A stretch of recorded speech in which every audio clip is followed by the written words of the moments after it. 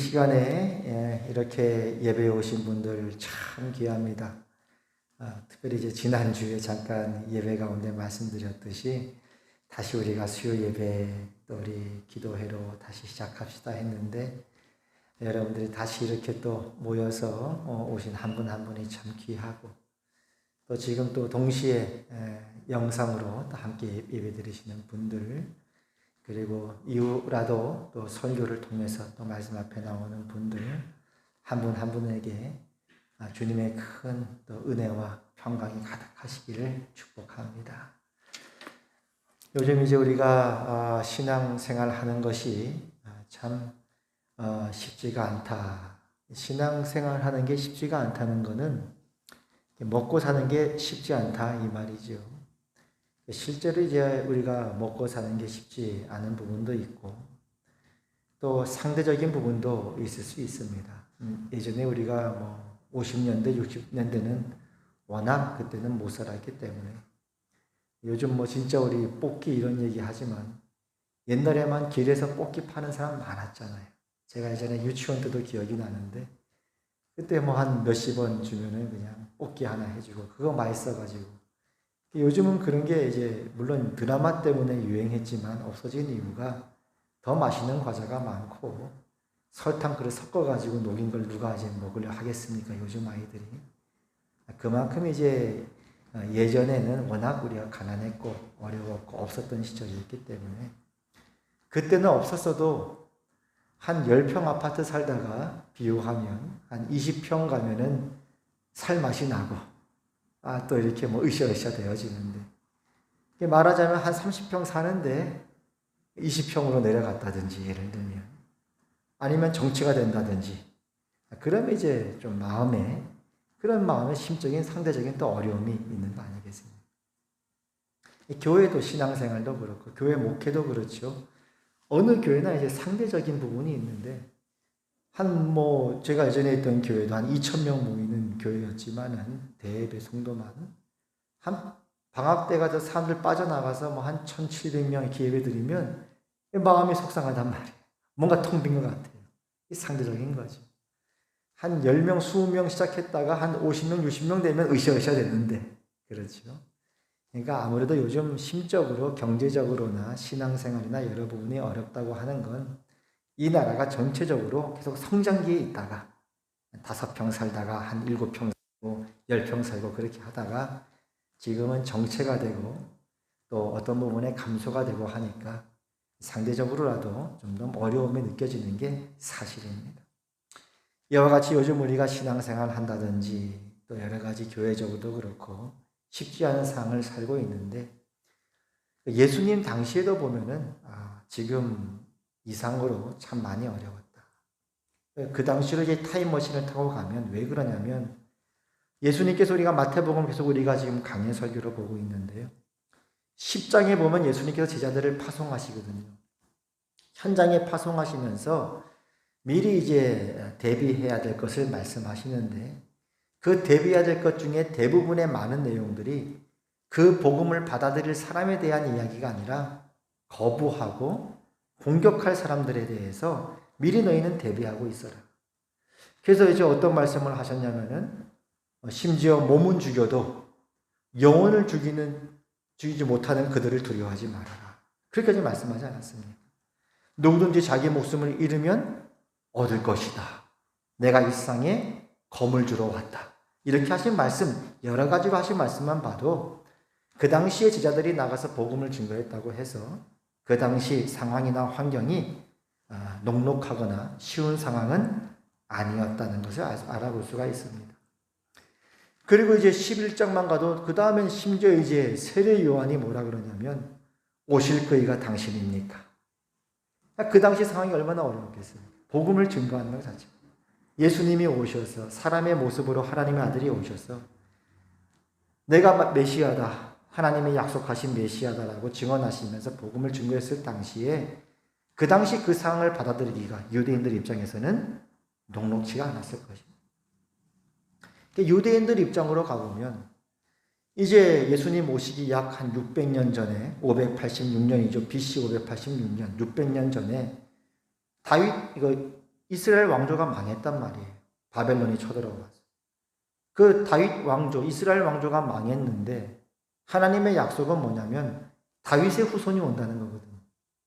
다윗의 후손은 누구냐면 다윗이 왕이었으니까 당연히 이스라엘의 왕이 태어나서 그 이스라엘을 다시 회복하고 그 왕조를 부흥케 한다. 이스라엘을 회복케 한다.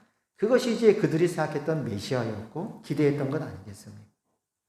우리나라도 뭐 예를 들어 광개토대왕 때가 언제입니까? 뭐 AD 400년 이때인데 벌써 1500년 전 사람 아닙니까? 그때를 그리워하잖아요. 그 옛날 만주벌판이 우리나라 땅이었던 그때를 그리워하는 것처럼 이스라엘 백성들도 다윗의 후손인 그 메시아가 와서 다시 이스라엘을 회복하고 하는 것이 그들의 기대였을 것입니다. 근데 여전히 이스라엘은 이제 로마의 속국 아래에 있었고, 그리고 이제 뭐 예수님이 하시는 행동을 보니, 활동을 보니 하나님의 나라가 임했다고는 하지만 어려움 속에 있으니 결국 그들은 예수님을 십자가에 못 박아버렸다. 이 성경이 우리에게 증언하는 것이죠. 그러니까 그 당시에도 보면은 복음을 전하고 복음을 받아들인다는 것이 쉽지 않은 상황이었어요. 그러면 이제 어떤 생각이 드느냐? 이렇게도 생각이 드는 거야. 이게 뭔가?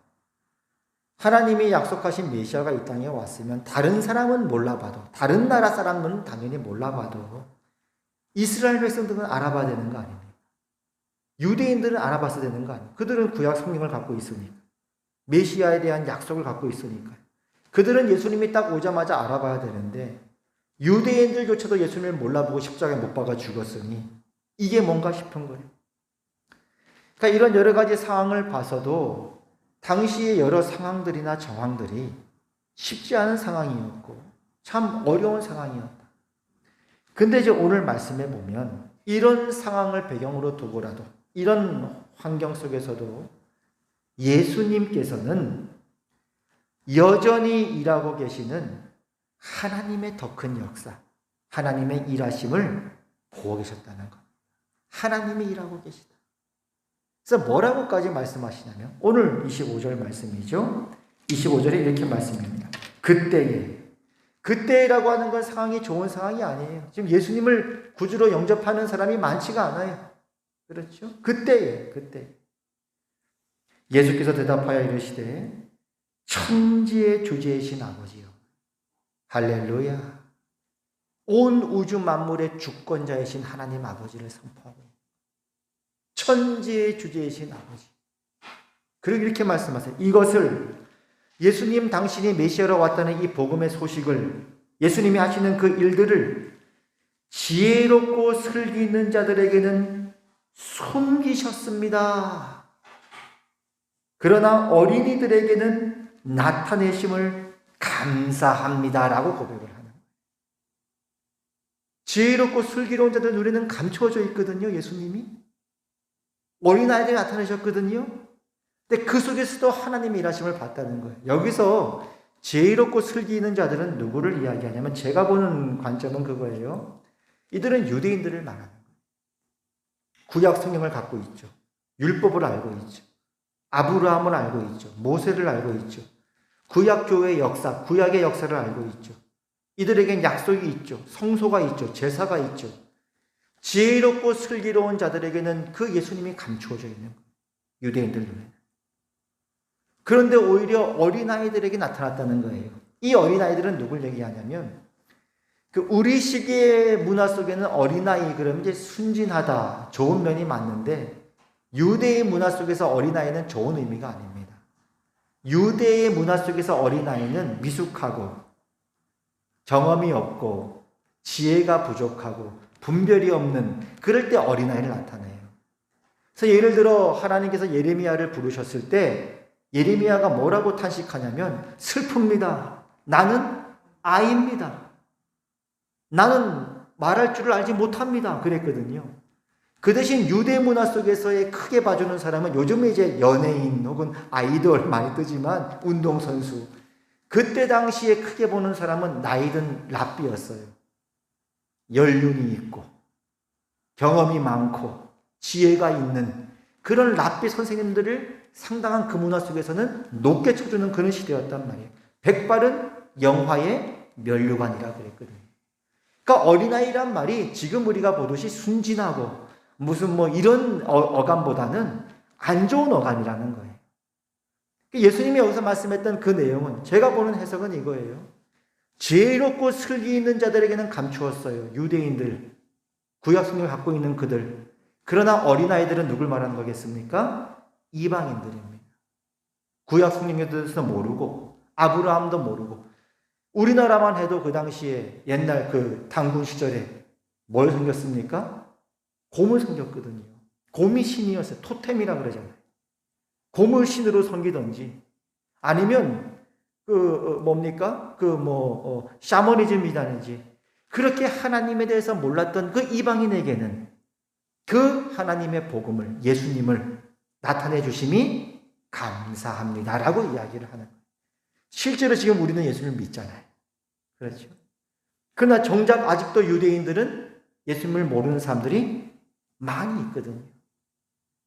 그러면서 이렇게 말씀하세요. 뭐라고 말씀하시냐면은 26절에 보니까 올소이다, 이렇게 된 것이 아버지의 뜻입니다 라고 얘기해요.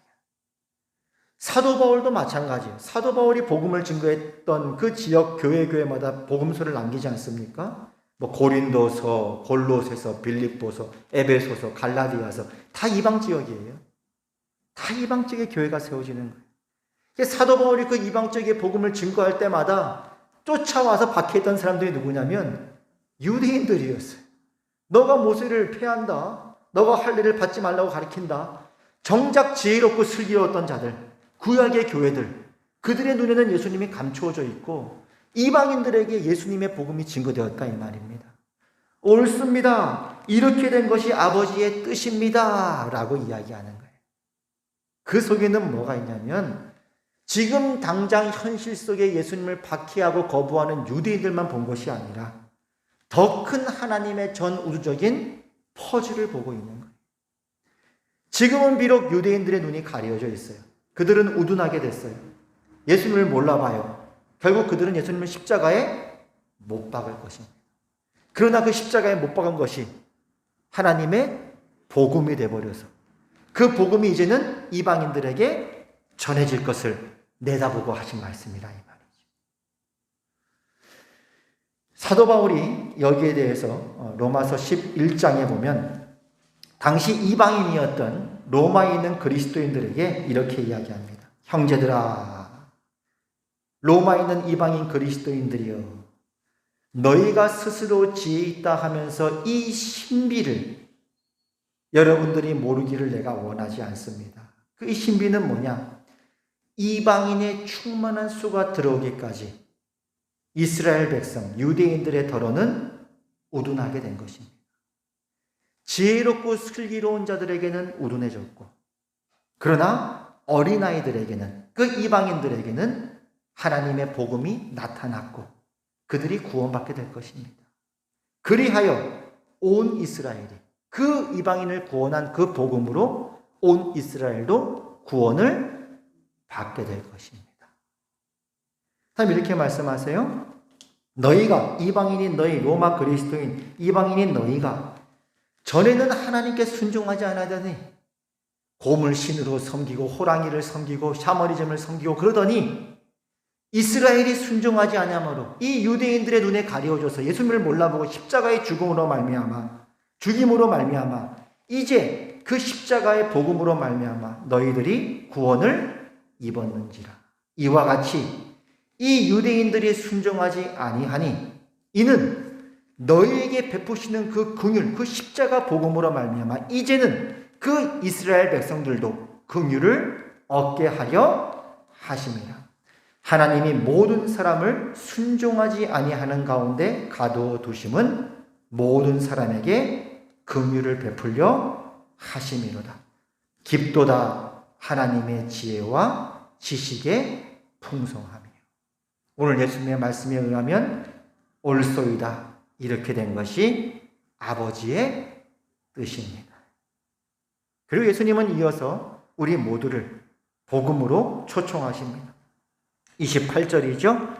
28절 우리 다 같이 한번 마태복음 11장 28절 읽습니다. 시작. 수고하고 무거운 짐진 자들아 다 내게로 오라. 내가 너희를 쉬리라. 무거운 죄의 짐을 지고 살아가는 너희들아 다 내게로 오라. 내가 너희의 그 무거운 죄짐을 다 벗겨줄 것이다. 쉬게 할 것이다. 29절 나는 마음이 온유하고 겸손하니 나의 멍에를 메고 내게 배우라.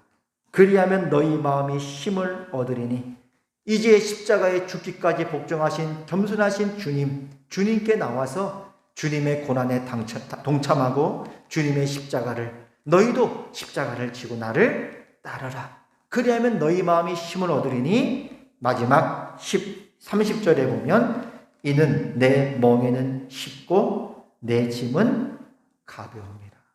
죄의 짐에 눌려서 영원한 지옥의 형벌의 두려움 가운데 살아가는 것보다 오히려 그 복음의 자유함 속에서 그리스도의 고난에 동참하며 살아가는 그것이 훨씬 더 가볍고 쉬운 것이다 라고 말씀하는 거예요. 그래서 오늘 우리가 이 말씀을 통해 배울 수 있는 것은 온 우주의 퍼즐을 꿰맞추시는 하나님의 일하심입니다. 예수님 당시 상황으로 다시 한번 보면 당장은 모든 게 다 혼란스러운 상황이었어요. 제자들을 현장에 파송하면서도 예수님께서 긍정적으로 말씀하시는 게 아니라 현실을 그대로 너희가 현장에 가면 몸은 죽여도 영혼은 죽이지 못하는 그들을 두려워하지 말아라. 누구든지 자기 목숨을 잃어버린 자는 얻을 것이다 라고 각오를 하도록 가르쳐 주시고 상황이 녹록치 않았다 이거죠. 심지어 예수님이 오시는 길을 예비했던 세례 요한조차도 오실 그이가 당신입니까? 라고 물어봐야 하고 또 예수님은 그 세대 사람들을 향해 뭐라고 탄식하셨습니까? 이 세대는 피리를 불어도 춤추지 않고 울며 곡하여도 가슴을 치지 않는 세대다라고 탄식하셨습니다. 그리고 급기야는 오늘 우리가 이 부분은 안 읽었지만 마태복음 11장 이어서 나오는 20절에서 24절 보면 회개하지 않는 도시들에 대해서 하나님께서 책망하시는 장면이 나오는 것입니다. 그러나 그럼에도 불구하고 이런 여러 가지 암울해 보이는 상황에도 불구하고 오늘 예수님은 뭐라고 기도하시고 외치시느냐? 천지의 주제이신 아버지, 온 우주 만물을 지금도 살아 통치하시고 다스리시는 하나님 아버지, 이것을 지혜롭고 슬기로운 자들에게는 구약의 이스라엘 백성들에게는 감추어 주시고 어린아이들에게는 이방인들에게는 나타내심이 옳습니다. 이것이 바로 아버지의 뜻입니다. 그리고 마침내 그 이방인의 수가 차게 되면 이 이스라엘 백성들도 이 십자가로 말미암아 그들 역시 구원을 받게 될 것입니다 라고 말씀하고 있는 것입니다. 결국 하나님의 역사의 결국을 바라보고 그 모든 퍼즐을 큰 그림을 보고 있는 것이죠. 그러니까 오늘 우리도 마찬가지라는 생각이 듭니다.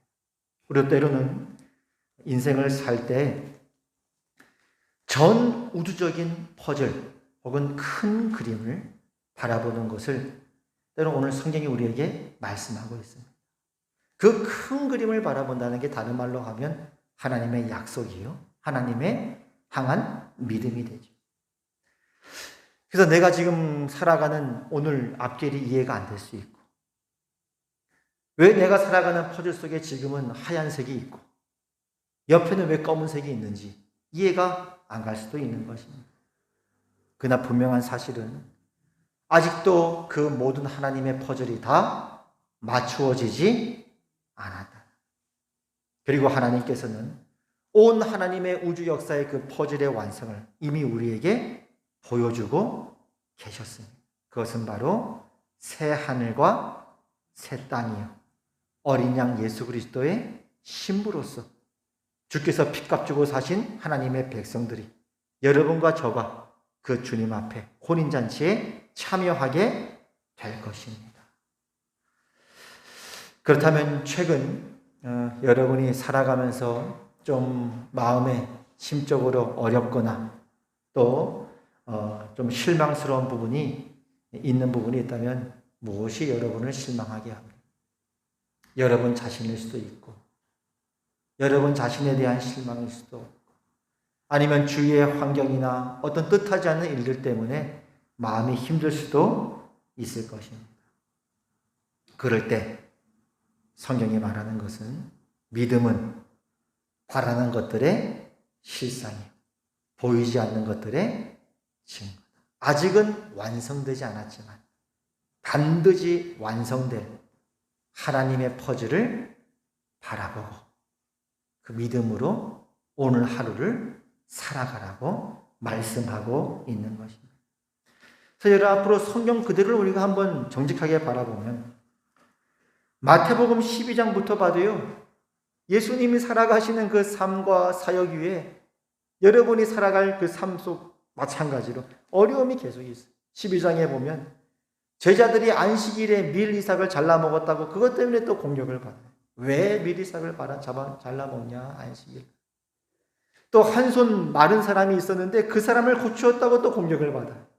왜 안식일 날 그 사람을 고쳐주느냐. 심지어 예수님이 귀신의 왕을 빌어가지고 귀신을 쫓아냈다고 또 그렇게 공격하는 장면들이 마태복음 12장 이후에도 계속 나오는 것입니다. 그러나 그럼에도 불구하고 예수님은 하나님의 큰 그림 속에서 당신의 길을 묵묵히 가셨고 십자가에 죽으셨고 부활하셨고 성령님은 이 땅에 오실 것이며 신약교회는 세워지는 것입니다. 오늘 그러한 하나님의 큰 그림과 큰 퍼즐 속에서 여러분의 인생을 향한 하나님의 뜻을 기억하시오. 너희를 향한 나의 생각을 내가 아나니 재앙이 아니라 평안이요 너희의 장래에 소망을 주려는 것입니다. 그럴 때마다 여러분 기도로서 넉넉하게 승리하시고 오늘의 삶을 감사함으로 걸어가시는 복되고 복된 순례자 길 되시기를 축복합니다. 기도하겠습니다. 하나님 아버지 은혜를 감사드립니다. 하나님을 바라봅니다. 우리 자신이나 우리 주변이나 우리 환경을 바라보는 것이 아니라 하나님을 바라봅니다. 십자가를 바라봅니다. 주님의 보혈을 바라봅니다. 부활하신 주님을 바라봅니다. 그리고 주님의 말씀을 바라봅니다. 약속을 바라봅니다. 주님 오늘 이 밤 우리와 함께하여 주시옵소서. 우리의 마음눈을 밝혀주시고 우리의 속사람을 진리의 말씀으로 굳게 하여 주시옵고 성령의 주시는 감사와 찬양으로 끊이지 않는 복된 믿음의 승리의 길 될 수 있도록 우리의 발걸음을 굳게 하여 주시옵소서. 지금까지도 그렇게 하였고 어찌하여 의심하느냐 믿음이 작은 자들아. 주님의 그 말씀 앞에 다시 깨어나게 하시고 일어나게 하여 주시옵소서. 예수님 이름으로 기도드리옵나이다. 아멘. 이제는 우리 주 예수 그리스도의 은혜와 하나님 아버지의 그 크신 사랑과 성령 하나님의 감화, 감동, 교통, 위로 역사하심이 화평 모든 식구들과 하나님의 백성들 위에 이제부터 영원까지 항상 함께 하시기를 주님의 이름으로 축원하옵나이다. 아멘.